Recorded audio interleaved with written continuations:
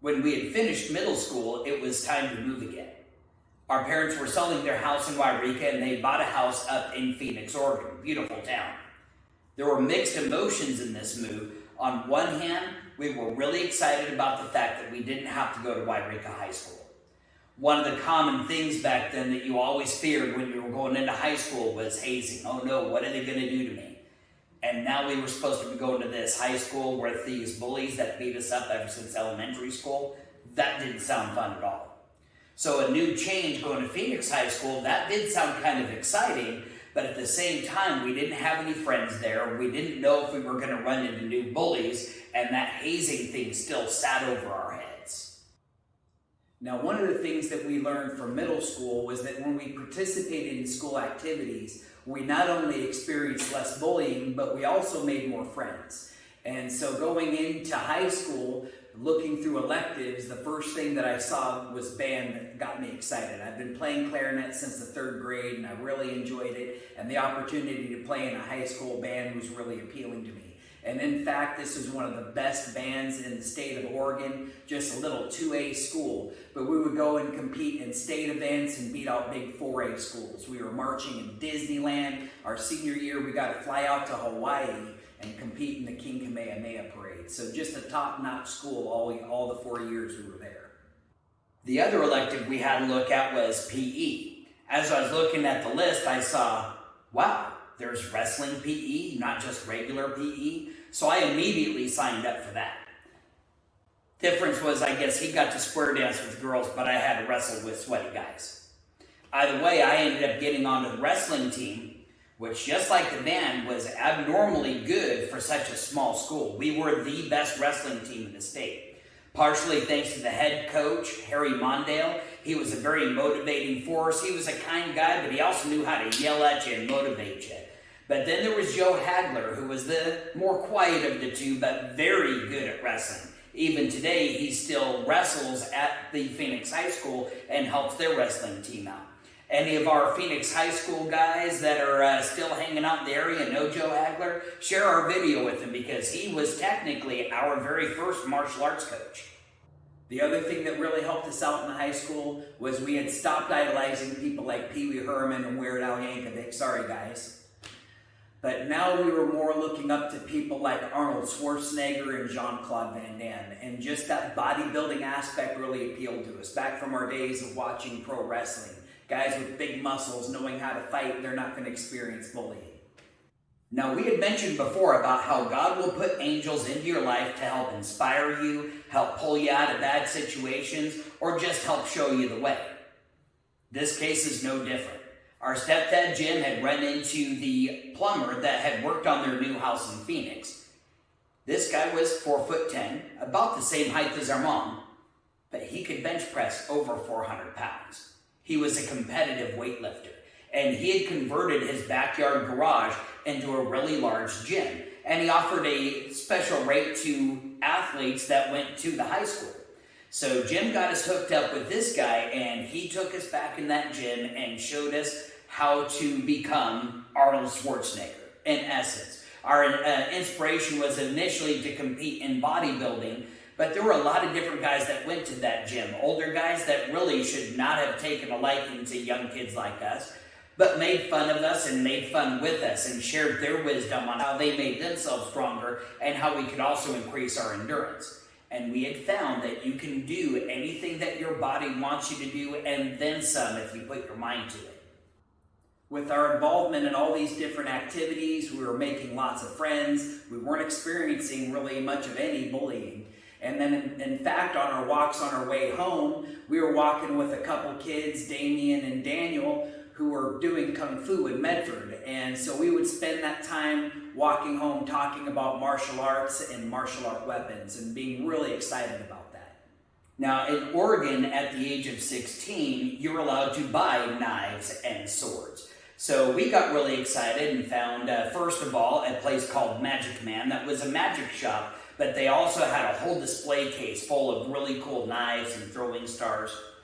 Eventually, though, we found the bane of our wallet, this little shop called CK Enterprise. It was a wholesale tool company that actually sold swords, very high quality swords and knives and all that kind of thing at a very cheap rate. They sold it for wholesale. All kinds of martial arts weapons, just mountains of them. And we were just drooling over these mountains of weapons every time we went in. So actually the other thing, of course, our friend Paul, his dad owned Wairika Machine Works. And so since we were all excited about these weapons that we could buy, we're all, hey, why don't we start making our own weapons? And so we started off making this 14-pound Scottish claymore. It's kind of a crude looking thing, but it's very big, very sharp. First thing we did when we were done was chop wood with it. We actually used, it was called T1 steel, which was the same steel that they used back in World War II as tank armor. So I guess technically if you were quick enough with this sword, you could block a bullet with it. Gradually our sword making skills became more refined. Paul had discovered spring steel, and he had made a really nice longsword, which inspired us to also make a dagger and a longsword that was modeled after the sword from Conan. After we got done forging these weapons, we actually had them shipped up to Portland, had them professionally tempered and shipped back. And on the hardness scale, these spring steel swords, if they were put into a machine, could cut right through the very first bulletproof sword we ever made. By the time we would graduate high school, we had a lot of people encouraging us to go to college. One of our main cheerleaders of going to college was our Aunt Paula. She went through the effort of driving us up to RCC and sitting down with us and help us pick all of our classes. And, you know, I had no experience in that. She'd been to college a long time, so she had lots of experience in picking classes out. And so that really helped us. And the one thing that I had noticed as we were looking for PE credits was they had weightlifting. I'm all right. Hey, I've been doing this. That should be an easy credit. And I think that's one thing that I enjoyed about college over high school is you got to pick and choose what you wanted to learn. There was on that list, caught my attention, Tai Chi. Our very first experience with Tai Chi was when we were about 4 or 5. Our mom was taking a Tai Chi class. And she had this book. I remember being fascinated with the pictures and trying to make some of the poses that were in the book. And I remember seeing that on the list, Tai Chi.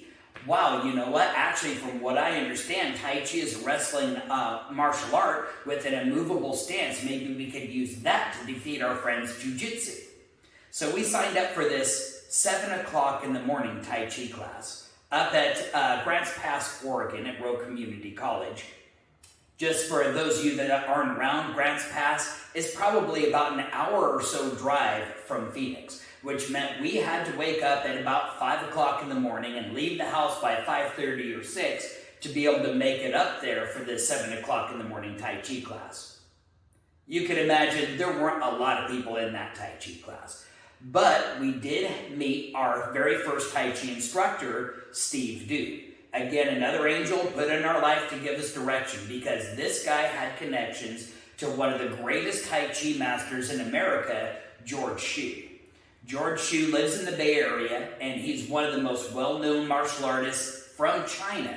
So when he goes to China, he goes and finds all these great masters. The master that impresses him the most, he'll fly all over the world into America and bring them, of all places, Grants Pass, Oregon. And we've had the influence of these old masters that did Tai Chi and also held on to the martial aspects of Tai Chi. So we actually got to see Tai Chi as a martial art and not just an exercise. And really, it was because of Steve Du that we got a chance to see what true masters of martial arts look like, which helped us with our lens as we grew up further into the martial arts and picking our different masters. And I think the big thing behind that is the fact that it wasn't just one Tai Chi style that we had a chance to experience, but all these masters brought in their styles, and we got to learn the concepts of those styles. So it was really eye-opening on how vast Tai Chi is. We got involved with the Tai Chi Club. We were so impassioned by this. Josh became the president of the Tai Chi Club, which meant some of his workshops were paid for. I didn't mind paying for the workshops. They were well worth the money for what I was getting out of it. And at some point, Steve came up to us and he said, you guys should quit college and just teach Tai Chi. I remember thinking, wow, that sounds like a great idea. And lo and behold, we kind of did that. And then he told us, well, I always mention this jokingly to most of my students. You guys are the only ones that actually took me up on it. And we thank you for that today if you're watching this video. There were a few points in time where Steve Doob had to take off to do some seminars or go do some training. And so he would give me his college Tai Chi class to run all by myself. I loved that opportunity as my first experiences with teaching. But at the same time that we were studying Tai Chi, we were going home, and our mom loved Tai Chi. So she was like, hey, show me what you guys learned today. And I think that's part of why we learned the Tai Chi so much faster than everybody else in Steve Doob's class. We had a passion, we would practice with each other, but we would also teach our mother. And I meant for that to rhyme. Also, our best friend Martin, he had been taking yoga, but also had an interest in Tai Chi. So he encouraged us, hey, teach me what you're learning. And I think as a teacher, that's the most valuable thing, is being able to teach something, and boy, you learn that information so much better. We actually got a good friend of ours, Pete, who's still one of my best friends today, and another guy we worked with, Marty. And it was three of us that would get together in Ashland and Lithia Park, hanging out in the bandstand. Beautiful area to be able to do Tai Chi class. And we would even do it in the snow. While we didn't deal with a lot of bullying in high school, we lived in Southern Oregon. And Southern Oregon is very well known for being redneck. And I remember one incident, we were hanging out with our friend Jimbo, really cool guy. We were writing a fanzine together called Potty Mouth. And we were sitting upstairs at a local Pizza Hut, talking and laughing. And right above our head, apparently, was a television with a basketball game. We didn't know we were interrupting some guy's basketball game. All I know is there's this really large man coming up and slamming his fist down on our table and telling us very rudely to be quiet. And, I start standing up because I see this guy's being very aggressive. I can see that there's a fight coming on. Now, we've been studying Tai Chi for a while, and one of the things that Steve Doob had brought up to us, when you punch somebody, you're not really trying to punch them in the nose. That's just going to boop their nose. What you're doing is trying to punch past their head and put their nose through the back of their head. And so along with that was the Tai Chi idea of being able to receive a blow by moving the same direction that the blow is coming from. So out of nowhere, this guy throws his punch right at my face. I don't really see it coming to the last minute. The only thing I could think to do was to shift back. And he hit me hard right in the nose, but he didn't bloody my nose. He didn't break my nose. And I just looked up at the guy in his eyes and I told him, wow, I hope that's not the best shot that you have. And I saw his face go relaxed. I saw his eyes go big. And luckily for me, there was the Pizza Hut manager came up and broke up the whole fight so I didn't have to back up my words. As we were hanging out more with Jimbo, he had mentioned him from this story, we had actually got involved with a band called Emissary. Jimbo started singing for him. And so, of course, now we're roadies for this heavy metal band and everything that comes with it, sex, drugs, and rock and roll. And one time we were up in Grants Pass hanging out with the guitar player Tim and a couple of our other friends, and we were just hanging out at the bar having a good time. In the dead of winter, we're walking back out to the car, and there is what we call a Mutant Jaw Kick, wearing a sleeveless shirt with his muscles bulging out in the cold snow. And Tim automatically starts making fun of him, which is starting a fight. Now, keep in mind, Tim is not a big guy either. He's about our height, maybe a little bit taller, only much skinnier. So, in a way, he's smaller. And so this Mutant Jaw Kick's getting ready to fight. Josh is all, here, take my glasses. And as he turns to hand me his glasses, Josh gets sucker punched in the face. And before anybody could do anything about it, one of our friend's girlfriends, Angie, had jumped on this guy and was punching him in the face. And when the guy picked up his hand, she stopped and said, "What, are you going to hit a girl?" And then he dropped his hand and she went right back to punching him in the face. Punching him with really good punches. She did not punch like a girl. It was one of the funniest things I'd ever seen.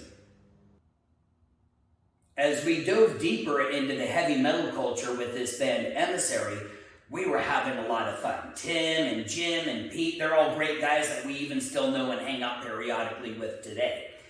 We had a chance to play with some really big name bands, all the way up from Portland, all the way down to San Francisco, and everywhere in between. But all of that fun and partying was definitely leading us down to a darker path. We had dropped out of college at that point, even though we were still every summer and every winter going up to Rowe Community College to attend these Kung Fu weekends that Steve Duke would put on. We were still practicing on our own, and anytime we got together with our friends Paul and John, we would exchange their experience and our experience. Their instructor, Jim Bodner, was a big fan of going out and finding techniques from other arts and bringing them into his dojo because he felt it rounded out his art better. And so we didn't know this at the time where this came from, but his instructor, Tom Ball, had introduced him to a stick fighting grandmaster, Jose Bueno. And he started teaching these techniques to Paul and John. And Paul and John were really excited about these Kali techniques, and so they started teaching us. And that exchange of information was much better at this time because Paul and John had been studying, we had been studying, and so it was much more efficient. And at this point, we were interested in trying to make our Tai Chi training more martial. We had seen these masters that had come over from China, and they held on to the martial aspects, but we only had access to these masters periodically. None of the masters taught weaponry, so we figured learning the Kali was a very good way to figure out how to work weaponry into our Tai Chi. Also, as far as martial techniques, we decided, well, if we really want to learn how to apply Tai Chi as a martial art, let's go ahead and take a look at the closest cousin to Tai Chi we can, and we went out and we searched out Kung Fu in our area, which we were able to find a really cool school of Kung Fu Sansu, which taught some really cool joint locks, some very deadly and devastating techniques. But we had gone up a couple of ranks and we were asking, when are we going to start sparring? And the instructor looked at us kind of confused and said, well, how would we spar with these techniques? They're too dangerous. There's no sparring in Kung Fu Sansu. And I remember thinking that was odd because even in Tai Chi, there's sparring. You need a way to test your techniques under pressure. So I've got this out there for you for those of you who are in a martial art and they're telling you their techniques are too dangerous to spar with. Maybe your art is less effective than Tai Chi. So we decided, well, this is not the art for us. We wanted something that would be able to teach us more combat. The Kali system kind of helped with that.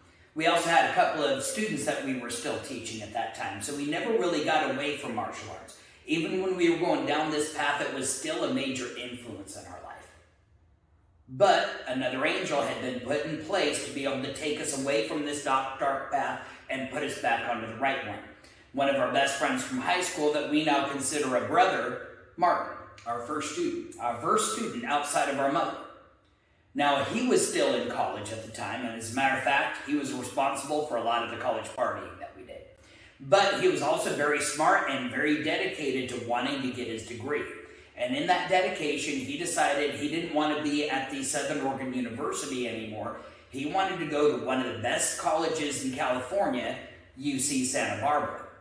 But he knew it was one of the most expensive cities in the United States. And so he's talking to us, he's like, man, I don't think I can make it down there on my own. What do you think about going down with me one weekend and let's check it out and see how you like it? Maybe you guys want to move down and help me pay rent down there. Road trip. Just so happened the time that we went down was summer solstice. So we made it into beautiful Santa Barbara, warm sunny days, beautiful sandy beaches, beautiful people, and on top of that, the summer solstice parade. So we were drawn in hook, line, and sinker. We knew Santa Barbara was the place that we needed to be. So we ended up coming back up to Medford, and we ended up quitting our jobs at the telemarketing company we had worked for. And while we were down there on vacation, we actually already hooked ourselves up with a telemarketing job down there before we even made the final decision to move. I had a girlfriend at the time, Erin. I really liked Erin, and to this day I kind of wonder, wow, what would my life have ended up like if I would have stayed up here and stayed with her. But obviously there's a reason we needed to take this trip down to Santa Barbara, and I don't think even Martin realized how much that was going to change our lives. So we loaded up our rider truck, all of our martial arts weapons, and our 2 bobcat kittens, and we made the long trek down to Santa Barbara.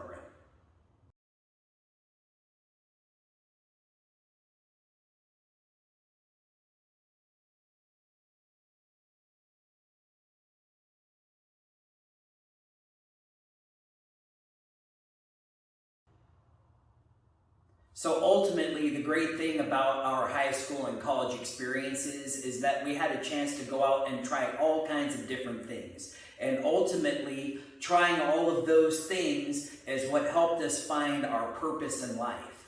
And that is a Japanese term called Ikigai. With Ikigai, you're looking at a couple of different metrics. One thing to find your purpose in life is you have to enjoy it. Is it something that you love to do? It's the old American saying that if you do what you love, you never work a day in your life. And I'm going to tell you right now, that's true. The other thing that you have to ask yourself is, does the world need what you're passionate about? You can be super passionate about something, but if the world doesn't need it, you're not going to be successful at that. The third thing you need to look at is, obviously, if it's going to be a living for you, you got to be able to make money on it. It can't be the most important thing. It can, but it doesn't have to be. The most important thing is that you've got to love it and that the world has to need it. The fourth metrics to think about is, are you good at it? Now, that's not a big deal if you're not. If it's something that you love doing and that you know the world needs and you know you can make money at it, put in the effort and get good at it. Remember, you can do anything that you put your mind to. You don't have to be naturally talented at it. But now if you put all that together, you've made yourself good at something that you love and that the world needs and that you can make money at. You've just found your purpose in life, your Ikigai, the reason that God put you on this planet. So now you just need to follow the path that leads to that goal, and when you're there, glorify God for the reason you're there.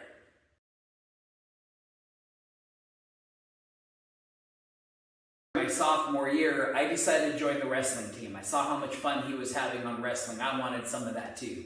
I was always really good in practice, but whenever it came time for competition, I didn't do very well. The coaches thought because I was wrestling a whole weight class higher than my brother. He was 10 pounds lighter than me.